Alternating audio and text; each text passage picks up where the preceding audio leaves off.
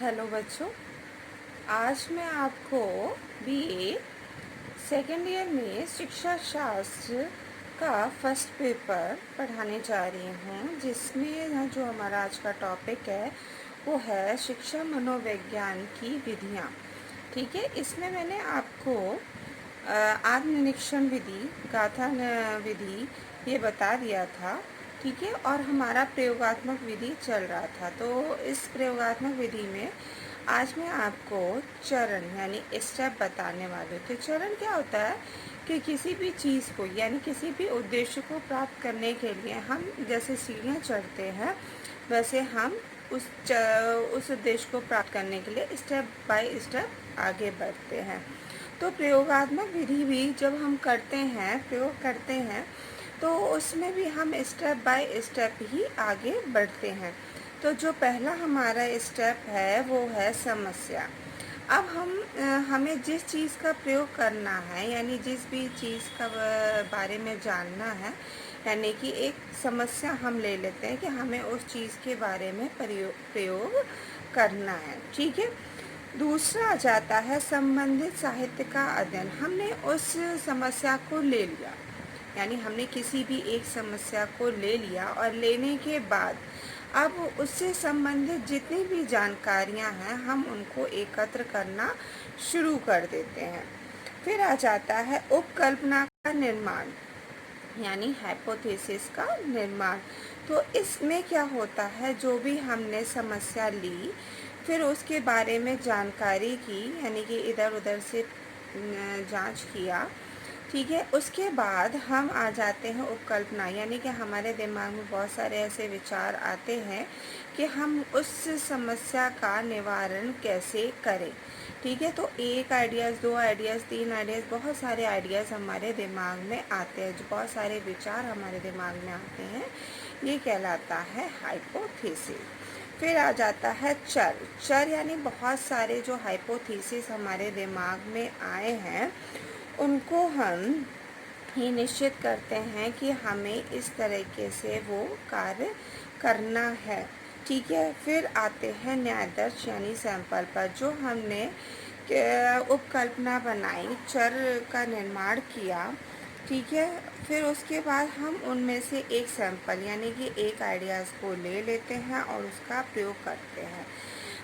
फिर आता है हमारा उपकरण एवं सामग्री। जब हम इनका सैंपल ले लेते हैं यानी एक उपकल्पना ले लेते हैं, तो उसके बाद हम उसे किस तरीके से उसे प्रयोग में लाएं, क्या क्या उपकरण, क्या क्या सामग्री उसमें प्रयोग करें, इसका भी हम निर्माण करते हैं। फिर आ जाता है चरों पर नियंत्रण, यानी कि इसके अंतर्गत शोधकर्ता मध्यवर्ती चरों को नियंत्रित करके शुद्ध आंकड़े प्राप्त करता है, यानी कि जो भी हमने चर लिए हैं उनको एक जगह कंट्रोल में रखता है कि कहीं दूसरा उसमें कोई भी चीज़ इन्वॉल्व ना हो जाए। फिर आ जाता है विधि। इस शोध में शोधकर्ता जो होता है विधि को सेलेक्ट कर लेता है। जो विधि सेलेक्ट कर लेता है उसके साथ साथ वो अगर कंडीशन ऐसी बनती है तो अपने साथ दूसरी विधि को भी वो चुन सकता है। फिर परिणाम क्या है कि जो हमने आंकड़े प्राप्त किए, जो हमने प्रयोग किया, तो उसका क्या निष्कर्ष निकलता है। ठीक है, निष्कर्ष कैसा होगा कैसा नहीं होगा वो सब चीज़ें हमें इस परिणाम में प्राप्त होती हैं। फिर आ जाता है व्याख्या तथा सामान्यीकरण। अब जो भी हमें परिणाम प्राप्त हुआ है हम उसकी व्याख्या करते हैं, यानी उसको डिटेल में जानते हैं और उसके जो परिणाम है उसकी तुलना अन्य मनोवैज्ञानिकों के प्रयोग से भी हम करते हैं। अंत में सांख्यिकी विधियों के आधार पर परिणामों का सामान्यीकरण किया जाता है कि परिणाम कहाँ तक सफल रहा और कहाँ तक असफल रहा। ठीक है, ये हमारे हो गए प्रयोगात्मक विधि के स्टेप्स। अब हम आ जाते हैं प्रयोगात्मक विधि के गुण पर। तो पहला जो गुण है, यह विधि जो है वैज्ञानिक है क्योंकि इसके द्वारा सही आंकड़े एवं तथ्य एकत्रित हो जाते हैं। दूसरा है, इस विधि द्वारा प्राप्त किए गए निष्कर्षों की सत्यता की जांच बार बार की जाती है। यानी ज़रूरी नहीं है कि हमने एक बार प्रयोग कर लिया काम ख़त्म, नहीं, उसकी जांच या तो हम स्वयं भी कर सकते हैं, दोबारा उस चीज़ को प्रैक्टिकली रूप से देख सकते हैं कि जो हमारा परिणाम आया है वो ठीक आया है या नहीं आया है। और कई लोग उस समस्या का पहले से ही प्रयोग कर चुके होते हैं, तो उनके निष्कर्षों को और अपने निष्कर्षों को मैच कर कर देखते हैं कि परिणाम क्या निकला है। फिर है, इस विधि द्वारा प्राप्त निष्कर्ष विश्वसनीय होते हैं। यानी कि ये जो विधि है, इससे प्राप्त जो निष्कर्ष है वो उस पर विश्वास किया जा सकता है। क्यों? क्योंकि ये इसको एक ही बार में करके नहीं छोड़ा जाता है, कई बार कई लोगों द्वारा किया हुआ होता है। फिर है, शिक्षण में किन विधियों का प्रयोग करना है और छात्रों की संख्या कितनी है, छात्रों के मूल्यांकन में किन विधियों का प्रयोग करना है, पाठ्यक्रम का निर्माण कैसे करना है, किस आधार पर करना है, इस पर जोर दिया जाता है। यानी कि ये अनेक सारी हमारी समस्याएं और विधियां आ जाती हैं जिस पर हमें ध्यान देना पड़ता है।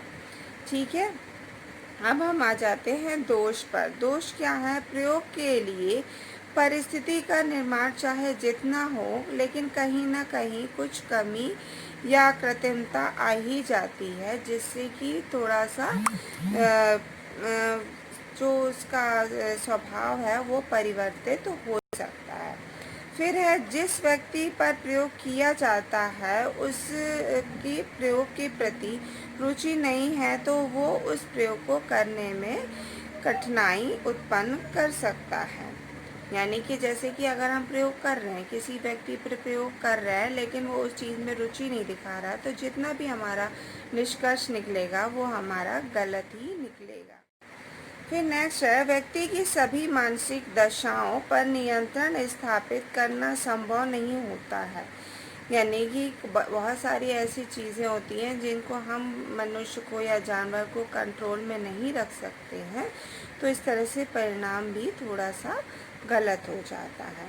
निष्कर्ष क्या निकलता है हमारा? स्किनर ने कहा, कुछ अनुसंधानों के लिए प्रयोगकर्ता विधि को बहुधा सर्वोत्तम विधि समझा जा सकता है। यानी कि हम ये समझ सकते हैं कि जो अन्य विधियां हैं उन विधियों में से काफ़ी सर्वोत्तम विधि ये मानी जाती है।